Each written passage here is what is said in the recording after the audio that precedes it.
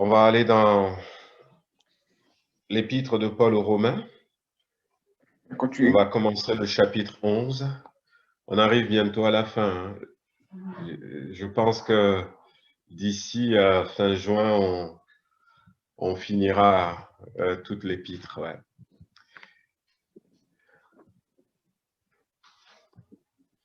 Alors, on va lire le chapitre 11. On va pas voir tous les points. Je vais m'arrêter sur quelques versets, mais c'est bien de lire, si on peut ce soir, pourquoi pas, hein, si on peut arriver à lire tout le chapitre, ce serait bien. Voilà, Romains chapitre 11. Je dis donc ceci. Dieu a-t-il rejeté son peuple? Loin de là, car moi aussi je suis israélite, de la postérité d'Abraham, de la tribu de Benjamin. Dieu n'a point rejeté son peuple, qu'il a connu d'avance. Ne savez-vous pas ce que l'Écriture rapporte d'Élie, comment il adresse à Dieu cette plainte contre Israël? Seigneur, ils ont tué tes prophètes, ils ont renversé tes autels, je suis resté moi seul, et ils cherchent à m'ôter la vie. Mais quelle réponse Dieu lui fait-il? Je me suis réservé 7000 hommes qui n'ont point fléchi le genou devant Baal. De même aussi dans le temps présent, il y a un reste selon l'élection de la grâce. Or, si c'est par la grâce, ce n'est plus par les œuvres. Autrement, la grâce n'est plus une grâce. Et si c'est par les œuvres, ce n'est plus une grâce. Autrement, l'œuvre n'est plus une œuvre. Quoi donc? Ce que Israël cherche, il ne l'a pas obtenu, mais l'élection l'a obtenu, tandis que les autres ont été endurcis. Selon qu'il est écrit, Dieu leur a donné, selon qu'il est écrit, Dieu leur a donné un esprit d'assoupissement, des yeux pour ne point voir et des oreilles pour ne point entendre jusqu'à ce jour. Et David a dit que leur table soit pour eux un piège, un filet, une occasion de chute et une rétribution, que leurs yeux soient obscurcis pour ne point voir et tiens leur dos continuellement courbé. Je dis donc, est-ce pour tomber qu'ils ont bronché? Loin de là. Mais par leur chute, le salut est devenu accessible aux païens afin qu'ils soient excités à la jalousie. Voilà, on va faire un premier arrêt.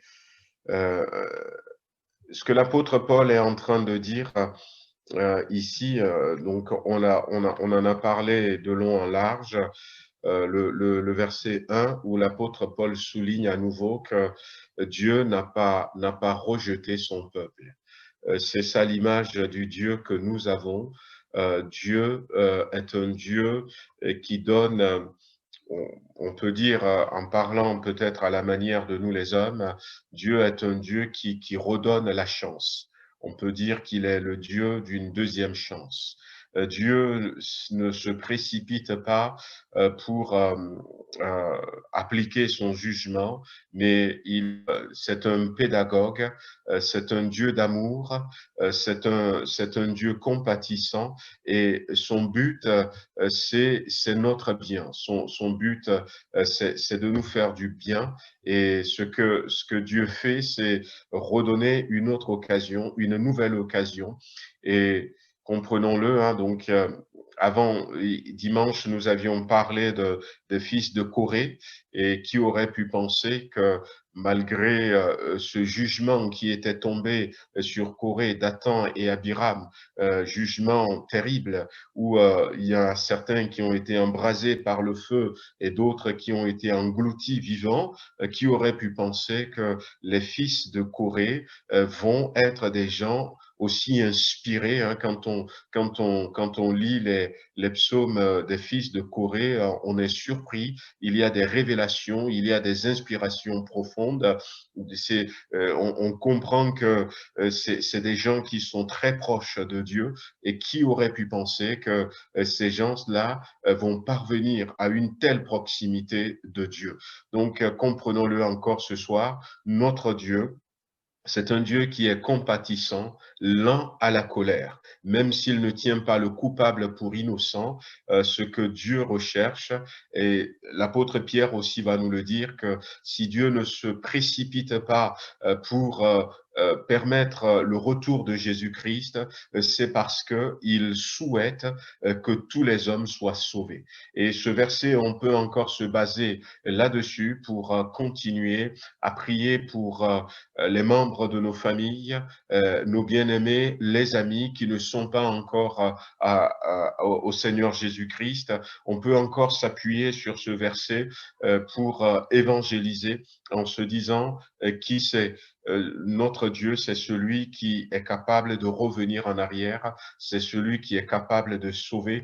Et on peut citer même l'épisode de Ninive avec Jonas ici, où il y a un peuple qui, humainement parlant, est détestable, haïssable, et Jonas ne voulait même pas qu'ils entendent l'évangile, mais Dieu veut prévenir ce peuple, Dieu veut offrir à ce peuple une occasion d'être sauvé, et c'est ce qui va se passer dans le livre de Jonas.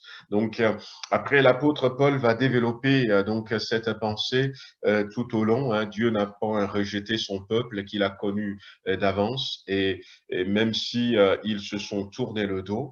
Et ce qui est important, c'est le verset, on arrive au verset 11, où l'apôtre Paul, dans ses explications, dit quelque chose qui nous intéresse, en disant que, eh bien, par leur chute, le salut est devenu accessible aux païens. Par leur chute, le salut est devenu accessible aux païens. Et c'est là aussi que nous voyons que notre Dieu, c'est une des attributs que nous n'utilisons pas souvent pour Dieu, mais Dieu est un grand stratège. Dieu, il a une stratégie qui nous dépasse et qui nous dépasse.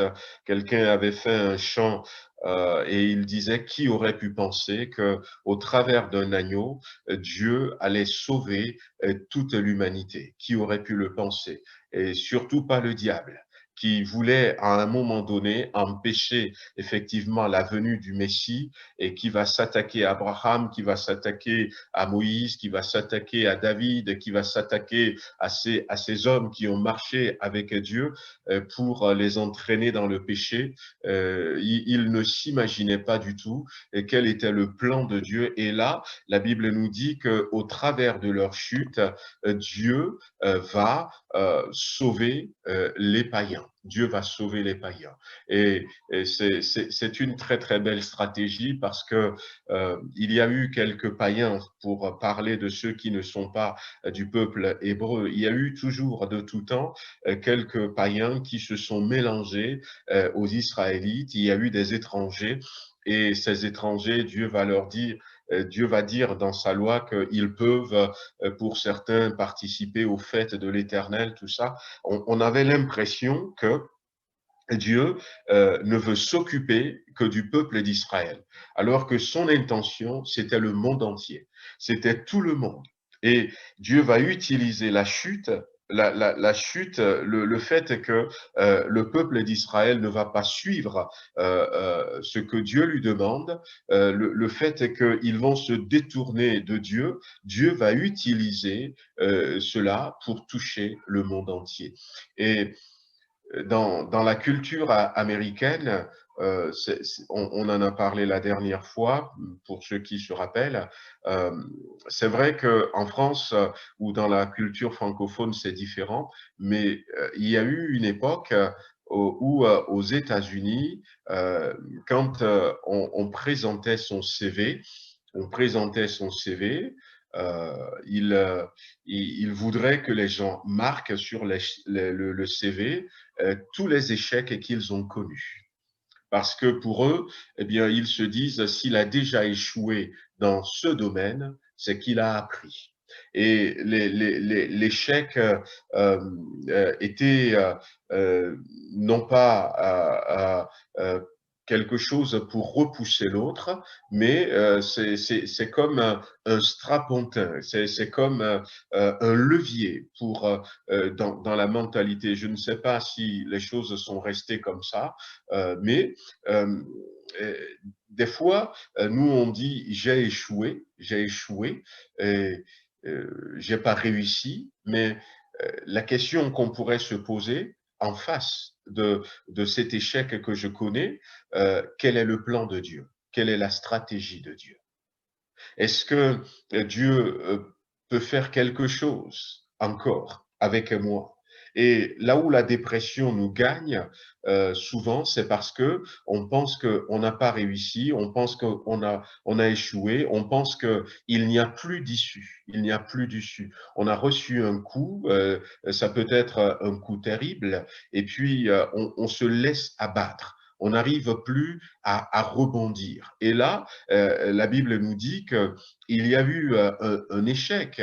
Dieu a tout fait. Imaginez ce qui s'était passé au Sinaï, où Dieu lui-même était descendu, où la montagne était embrasée. Moïse, qui à un moment donné était obligé de mettre un voile sur son visage. La gloire de Dieu était là. Et on voyait la colonne de feu la nuit, on voyait la nuée le jour, la mer Rouge. Dieu a fait tout ça. Et puis au final, un peuple qui n'est pas rentré dans ce que Dieu attend. On pourrait dire, mais ah ben c'est fini, il a fait tout ça, il n'y a plus d'espoir pour eux. Et non, et non. On se rend compte, même dans ce chapitre 11, que finalement, même pour les Israélites, Dieu a prévu autre chose.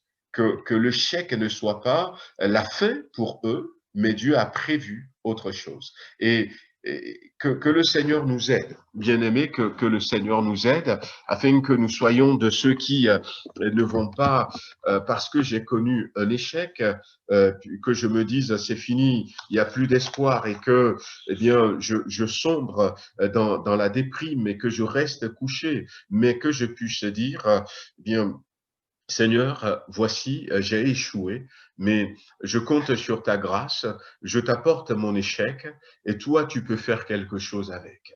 Et c'est vrai, le Seigneur est capable de faire quelque chose avec nos échecs.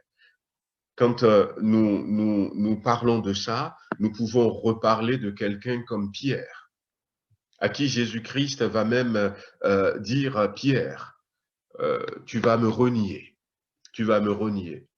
Et quand il va lui dire comme ça, Pierre, tu vas me renier, eh bien, Pierre, au lieu d'écouter le Seigneur, et au lieu de dire, ah ben Seigneur, s'il te plaît, aide-moi à ne pas parvenir jusque-là, non, pas du tout. Pierre est resté dans son orgueil, Pierre est resté dans sa motivation. Et puis, au final, ce qui s'est passé, c'est que il a renié le Seigneur. Mais quand il a renié le Seigneur, qu'est-ce qui s'est passé? Ah bah, lui, il est découragé. Lui, il a dit, c'est fini. Ah bah, c'est fini pour moi. J'étais devant, j'étais celui qui, quelque part, menait les autres, les poussait, mais c'est fini pour moi. Peut-être que c'était ça sa pensée. Et à un moment donné, la Bible nous dit dans l'évangile de Jean que Pierre a dit aux autres, je vais à la pêche. Alors que Pierre avait un jour dit, je laisse tomber la pêche et je vais suivre le Seigneur. Au moment même où il a pris tellement de poissons qu'il pourrait faire entrer son entreprise en bourse. Il a renoncé, il s'était passé quelque chose. Et c'était fini avec l'ancienne vie. C'était fini avec les pratiques anciennes. Mais là, eh bien, voici Pierre qui, à nouveau, eh bien, retourne en arrière. Retourne en arrière. Et on se rend compte finalement que Jésus-Christ, lui, ne va pas laisser Pierre comme ça. Avec quelqu'un comme ça, peut-être moi, je dirais, ah ben, je ne peux rien faire avec une telle personne. Moi, je pourrais dire, c'est fini. Mais non, Jésus-Christ, lui, il peut encore faire quelque chose avec Pierre. Alors, c'est un message d'espoir pour chacun d'entre nous, bien-aimés, parce que quelle que soit la situation que nous vivons, peut-être qu'aujourd'hui les choses ne sont pas comme nous aurions aimé les voir. Et puis, ne baissons pas les bras, ne disons pas que c'est fini. Peut-être que nous avions tenté une fois, deux fois, trois fois, et ça n'a pas marché. Mais comptons toujours sur la grâce de Dieu. Comptons toujours sur la grâce de Dieu. Il est celui qui est capable de faire quelque chose avec tout ce que nous pouvons vivre à un moment donné. Donc, la Bible nous dit que au travers de la chute des Juifs, eh bien nous sommes ceux qui vont être sauvés. On va continuer un peu la lecture. Au verset 12, il est dit, « Or, si leur chute a été la richesse du monde, et leur amoindrissement, la richesse des païens, combien plus en sera-t-il quand ils se convertiront tous ?» Et d'ailleurs, en priant pour nous-mêmes, nous pouvons faire quelque chose, nous pouvons peut-être aller plus loin, puisque ici dans ce passage, il est dit que leur chute, c'est la richesse des autres. Leur chute, c'est la richesse. Leur amoindrissement, eh ben, ça va entraîner la bénédiction pour d'autres personnes. Pourquoi est-ce que, eh bien, nous ne pouvons pas nous dire à nous-mêmes, Seigneur, tu vois que cette maladie que je traverse soit la guérison pour quelqu'un d'autre. Que ces situations compliquées que je vis soient la guérison pour quelqu'un d'autre. Que, eh bien, ma pauvreté soit la richesse pour quelqu'un d'autre. Voyez-vous, un autre exemple dans la Bible, c'est l'exemple d'Élie. Élie, le prophète, à un moment donné, va se retrouver dans une situation où il n'y a plus d'eau, il n'y a plus à manger. Et à ce moment-là, eh bien, qu'est-ce qui va se passer? On aurait pu dire que pour certains d'entre nous, on pourrait dire, oh, est-ce qu'on se fâche contre Dieu? Qu'est-ce qu'on fait? J'ai plus rien à manger, j'ai plus rien à boire et tout. Bon, mais ce qui s'est passé, c'est que Dieu va utiliser les besoins d'Élie, les besoins d'Élie, pour bénir une femme veuve, dont la situation est encore beaucoup plus pire, beaucoup plus pire. Donc, que le Seigneur nous aide. Dieu est capable, il est capable, il est capable. Nous sommes riches, bien-aimés, nous sommes riches, nous sommes riches. Et des fois, on voit des images de personnes qui sont dans le monde, dans d'autres endroits du monde.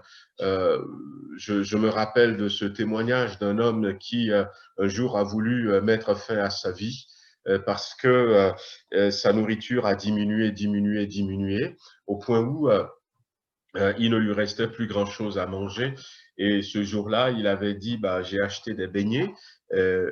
En Afrique, quand on vend des beignets, on les vend dans du papier. Il a pris ces beignets, il a dit, c'est mon dernier repas, je vais aller le manger en forêt et puis après, je vais me pendre et mourir. Et quand cette personne était partie en forêt, il a mangé son beignet en dessous d'un arbre et puis après, il est monté sur l'arbre avec la corde et puis il y a quelqu'un d'autre qui passait. Et il n'a pas voulu se pendre parce qu'il a dit si je me pendais maintenant, il va me sauver. Je suis trop pauvre, les choses ne marchent pas. Et celui qui passait était beaucoup plus pauvre que celui-là. Et quand il était arrivé sous l'arbre, il a senti l'odeur du papier qui avait contenu les beignets. Il l'a ramassé et puis il a léché le papier. Et après l'avoir léché, il a dit Seigneur, aujourd'hui au moins, je te remercie. Avant-hier, j'ai rien mangé, mais aujourd'hui, au moins, j'ai léché l'huile, je ne sais pas. Et il remercie le Seigneur et il continue, il remercie Dieu. Je ne pense pas que ce soit un chrétien, puisque dans ces régions, tout le monde appelle Dieu, mais il a une autre mentalité. Et puis il disait, si ça commence aujourd'hui comme ça, qui sait demain, peut-être j'aurai un beignet et après-demain, j'aurai quelque chose à manger. Et l'autre qui disait, mais lui, ça fait 3 jours qu'il n'a pas mangé, il a léché ce papier et moi, je me plains.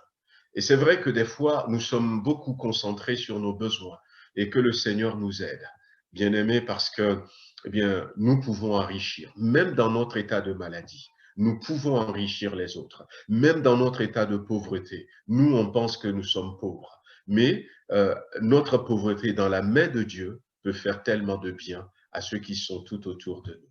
Que le Seigneur nous aide. Et je continue un peu la lecture. Je vous le dis à vous païens, en tant que je suis apôtre des païens, je glorifie mon ministère afin, s'il est possible, d'exciter la jalousie de ceux de ma race et d'en sauver quelques-uns. Car si leur rejet a été la réconciliation du monde, que sera leur réintégration, sinon une vie d'entre les morts? C'est vrai que je ne m'arrête pas trop sur ces détails, mais il y a quand même des mots importants. L'apôtre Paul parle de rejet et de réconciliation. De rejet et de réconciliation. Comment est-ce que un rejet, le rejet de quelqu'un, peut être la réconciliation de quelqu'un d'autre? Voyez combien merveilleux est notre Dieu. Comment est-ce que ça pourrait être la réintégration de quelqu'un d'autre?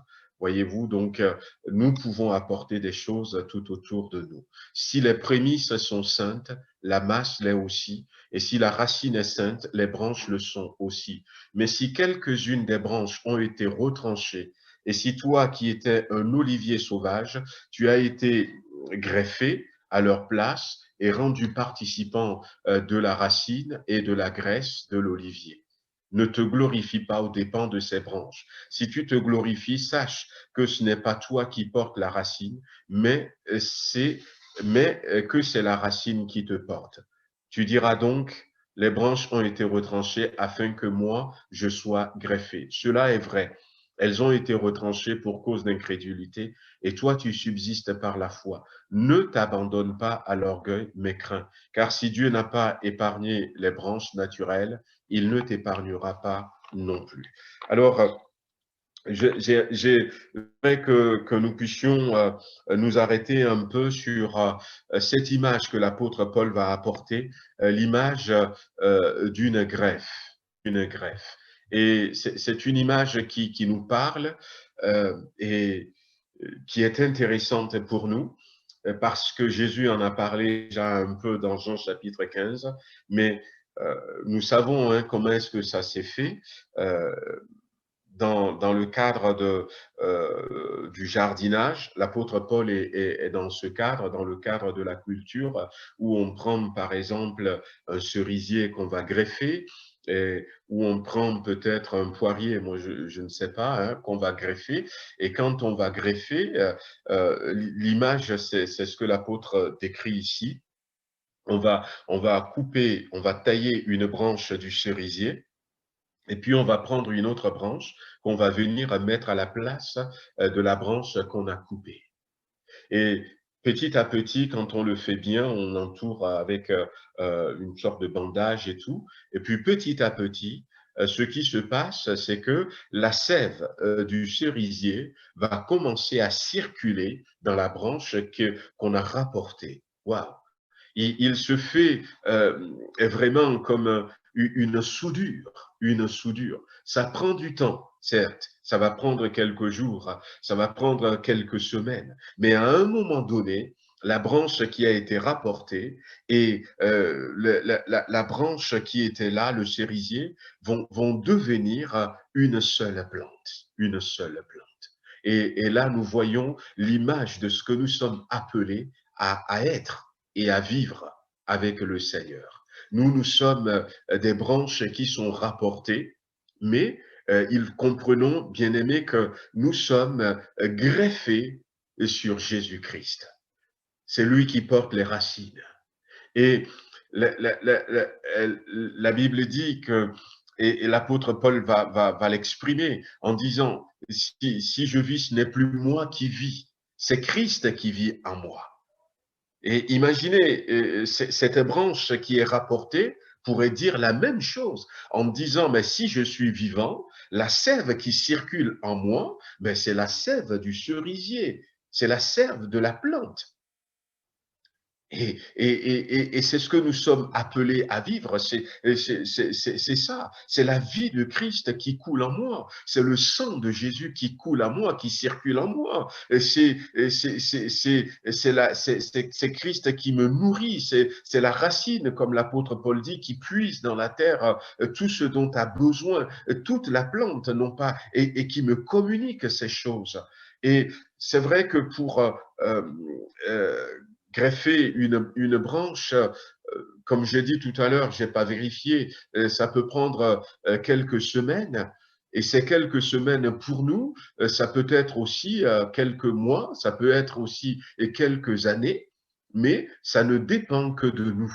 Ça ne dépend que de nous pour que nous soyons parfaitement soudés à la tige mère, que nous soyons complètement soudés, oui, même si c'est pas peut-être le terme, mais qu'il n'y ait plus aucune cicatrice et que la bande soit enlevée et que même si quelqu'un qui n'a pas été averti, il regarde de loin, il ne peut pas dire, mais tiens, cette branche-là est rapportée d'ailleurs.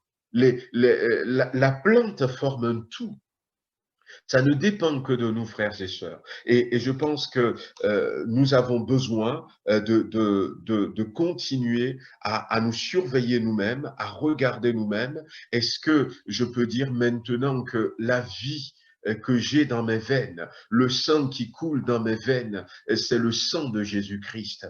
Parce que nous ne le voyons toujours pas, nous ne le voyons toujours pas, mais ayons l'image que l'apôtre Paul donne ici. Nous marchons nous-mêmes, nous parlons, mais comprenons que spirituellement, nous avons été transportés de là où nous étions et nous avons été greffés sur Jésus-Christ. Nous avons été placés sur lui. Donc, que le Seigneur nous donne de vivre la vie chrétienne, parce que certaines personnes sont des chrétiens et sont des chrétiennes qui sont déjà complètement soudées sur la plante. Mais parce que nous ne comprenons pas ce principe, nous n'arrivons pas tout simplement à vivre cette vie que le Seigneur nous communique. On peut, parce que nous ne sommes pas en réalité des branches, mais nous sommes des êtres vivants. Et ce qui fait notre particularité, c'est notre propre jugement, c'est cette capacité que nous avons de faire des choix, de prendre des décisions. Ça fait notre particularité et ça peut être d'un grand soutien pour nous, mais en même temps, ça peut nous pousser à ne pas vivre pleinement cette vie chrétienne. Comme nous l'avions dit la dernière fois dans le chapitre 10 de Romains, où l'apôtre Paul dira, c'est en croyant de tout notre cœur que nous parvenons à la justice, mais pour vivre le salut, nous avons besoin de confesser, de proclamer, et je nous encourageais en disant, il est temps que nous puissions proclamer qui nous sommes véritablement en Jésus-Christ, il est temps que nous puissions donner des ordres des fois à des situations que nous ne voulons plus voir, prendre autorité et de la même manière, pour ceux qui ne vivent pas pleinement cette vie de Jésus-Christ, il est temps que nous fassions le choix, que nous ne permettons pas à notre volonté de nous limiter, de nous limiter. C'est Dieu qui va s'adresser à Jérémie dans Jérémie chapitre 1. On a cité ce verset vendredi, Jérémie chapitre 1, où Dieu va lui dire, ne dis pas, je suis un enfant. Parce que quoi? Parce que le raisonnement, la volonté va dire, mais je ne suis qu'un enfant. Mais Dieu lui dit, ne dis pas, je suis un enfant, parce que tu iras là où je t'enverrai. Et Dieu va s'adresser à Jérémie alors qu'il était encore tout jeune, quand Dieu s'adresse à lui.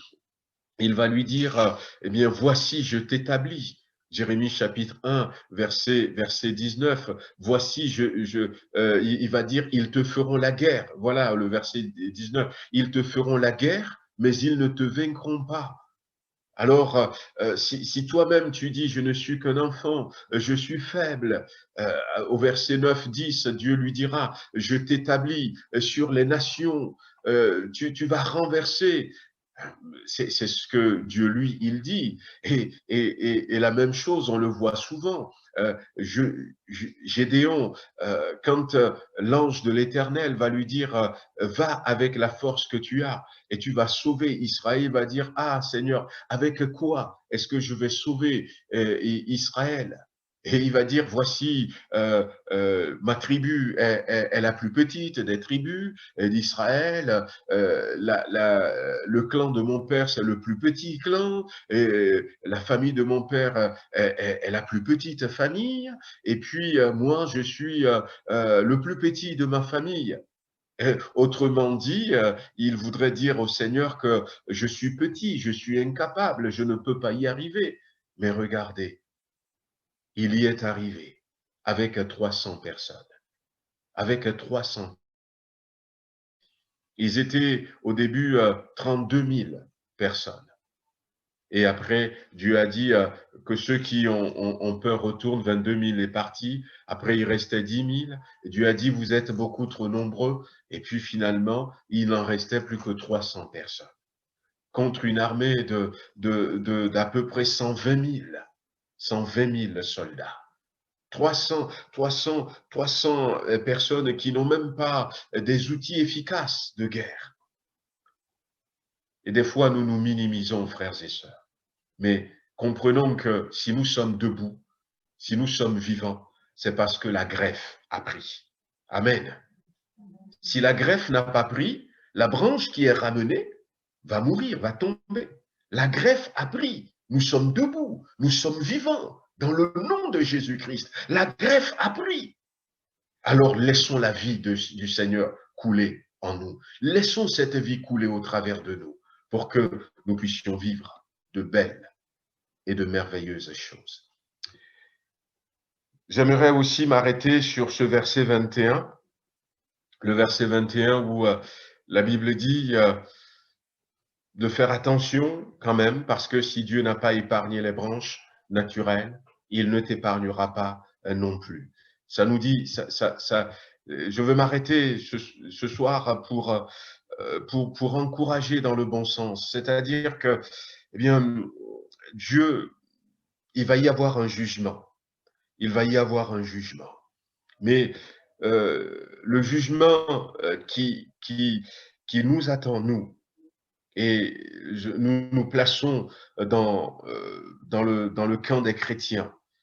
Nous l'avions dit, nous ne serons pas, et gloire à Dieu, et restons comme ça, nous ne serons pas au jugement du grand trône blanc qui aura lieu à la fin du millénium, tout ça, où tous les morts seront jugés. Mais nous serons au tribunal de Christ.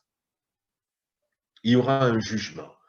Et le jugement, nous avions dit, c'est nous serons récompensés par rapport à ce que nous aurons fait pour le Seigneur.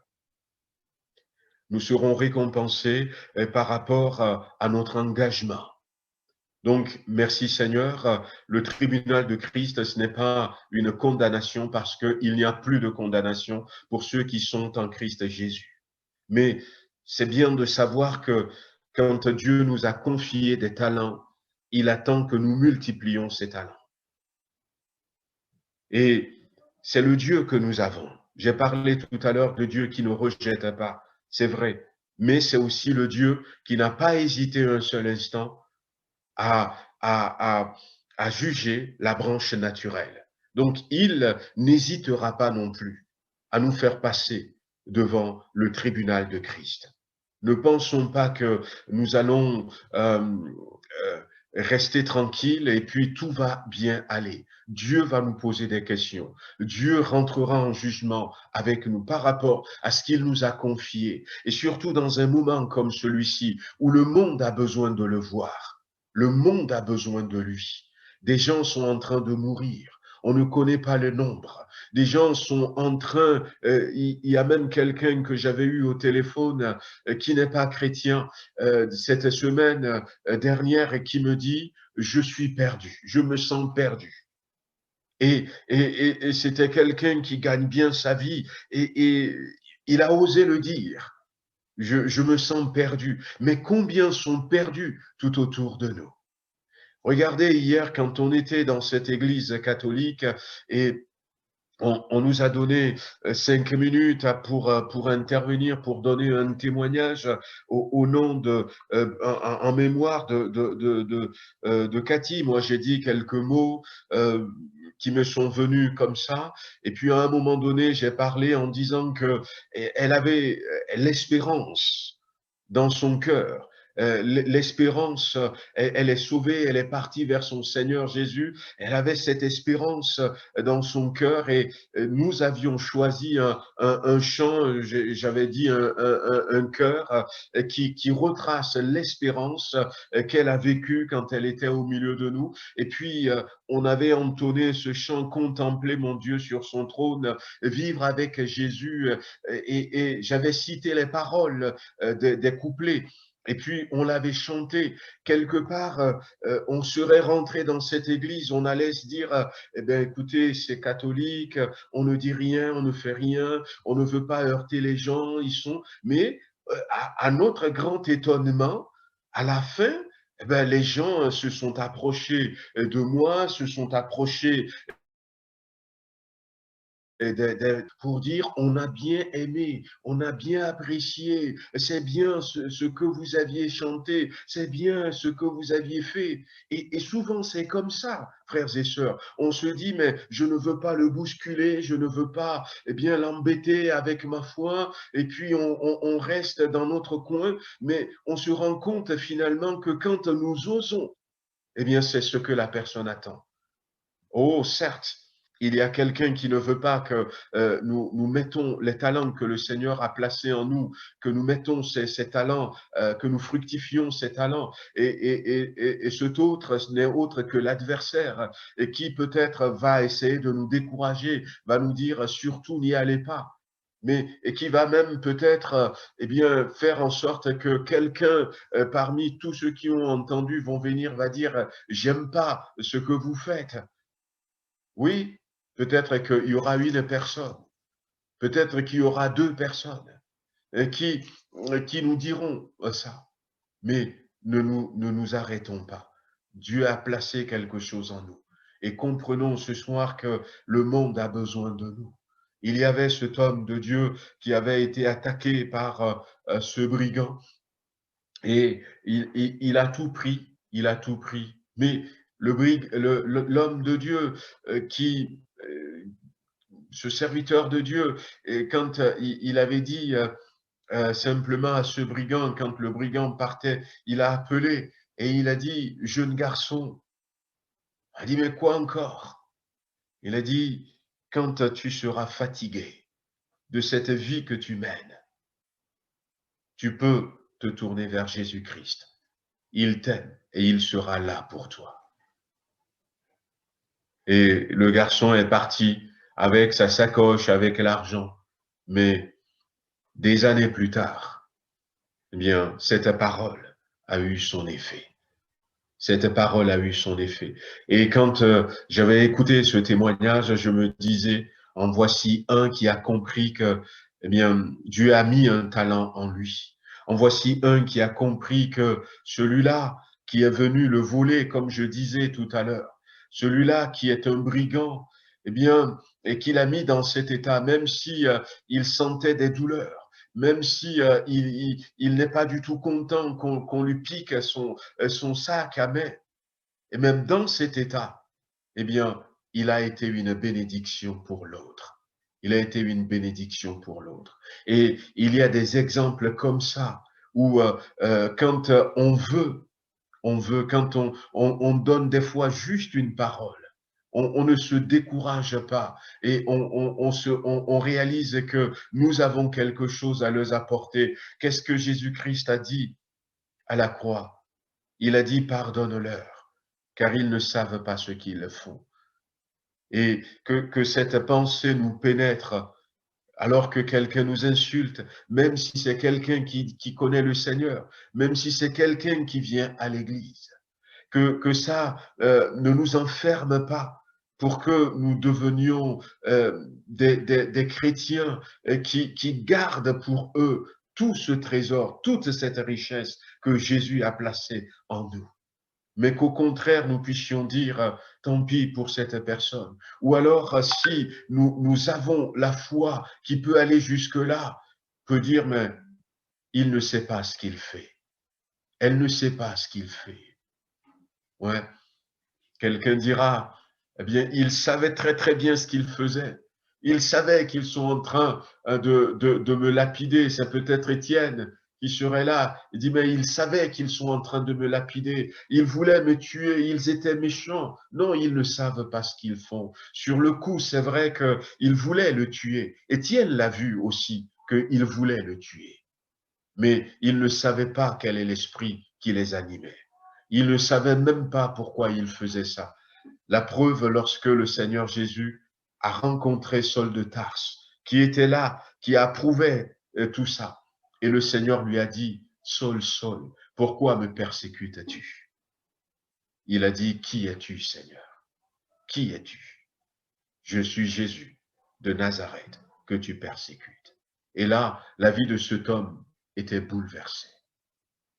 Il saurait ce il avait su là, qu'il n'allait pas lapider Étienne.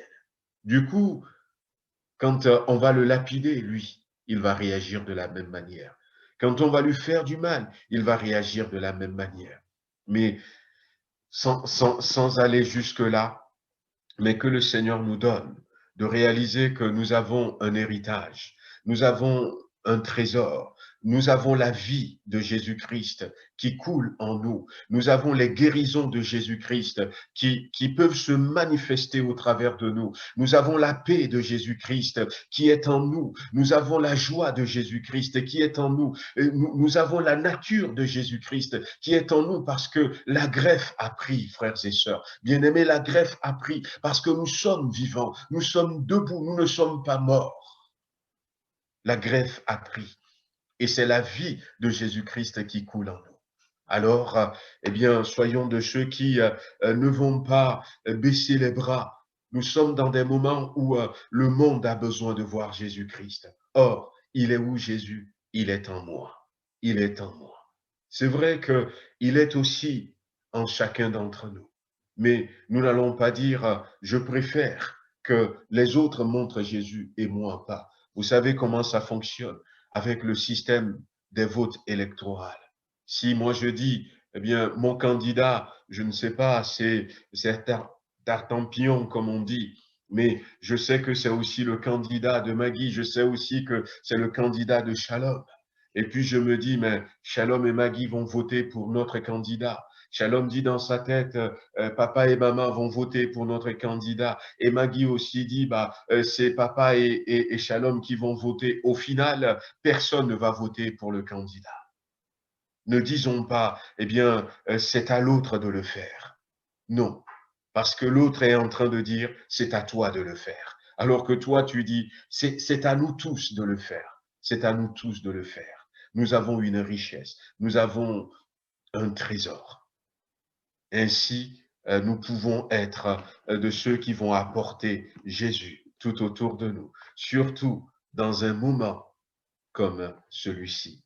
On va s'arrêter là pour ce soir et on va prier quelques instants. On va prier quelques instants, frères et sœurs. On va demander au Seigneur de nous aider. J'ai envie que nous prions un peu pour tous ceux qui sont touchés par la Covid. On est en train de faire une réflexion pour voir si on ne va pas faire un temps de prière sur le plan national ou inviter nos chrétiens à prier pour cette situation qui est là. Nous avions dit que euh, nous ne pensions pas que c'est Dieu qui a envoyé cette maladie sur le monde, mais je pense que c'est bien de prendre du temps pour prier. Vous savez, lorsque nous regardons dans le livre des Actes des Apôtres au chapitre 17, l'apôtre Paul était arrivé à Athènes et il avait vu que c'était euh, une ville où il y a beaucoup d'idoles. C'est ce que la Bible nous dit, hein. Vous pouvez relire ce chapitre. Il y avait beaucoup d'idoles. Et il y avait des statues, il y avait des idoles qui sont dressées un peu partout à Athènes. Et l'apôtre Paul, on l'avait exfiltré parce que, voilà, il est persécuté et puis il était parti seul et il attendait toute son équipe. Il a il a marché dans la ville, il avait vu qu'il y avait des idoles, et puis à un moment donné, il avait même vu à un Dieu inconnu. Une idole s'est marquée à un Dieu inconnu. Et l'apôtre Paul a commencé à prêcher l'évangile, à parler, et puis on l'a attrapé, on lui a dit, ben, viens, on va t'amener à l'aréopage, tu vas parler, c'est là où il se retrouve pour discuter. Et souvenez-vous du discours que Paul va faire à ce moment-là. Il va dire, je vois à tout point que vous êtes extrêmement religieux. Et il leur dira que même j'avais vu dans votre ville euh, une idole, une divinité sur lequel c'est marqué à un Dieu inconnu. Et puis il va dire, ce Dieu inconnu, c'est ce Dieu que je suis venu vous révéler. Alors, l'histoire nous raconte que pourquoi est-ce que Athènes a autant d'idoles, de divinités? Eh bien, parce que la peste avait frappé cette ville. À l'époque, eh bien, quand la peste avait frappé la ville d'Athènes, il y avait plusieurs personnes qui mouraient et les gens n'avaient aucun autre recours que de se tourner vers les divinités. Alors ils ont fait des statues de plusieurs divinités, sauve-nous, sauve-nous, sauve-nous, sauve-nous, sauve-nous. Et puis l'histoire raconte que, eh bien, face à l'impuissance de ces divinités, ils ont dit ben, certainement qu'il y a un Dieu quelque part que nous ne connaissons pas, que nous avons oublié et que c'est à lui qu'il faut prier. Alors ils ont dressé cette statue à un Dieu inconnu. À un Dieu inconnu. Avant que l'apôtre Paul leur dise, ce Dieu inconnu, c'est ça que je viens vous révéler, l'apôtre Paul avait appris l'histoire, il avait entendu, il avait compris ce qui s'était passé et il savait que ce Dieu qu'il ne connaissait pas, c'était le Dieu créateur.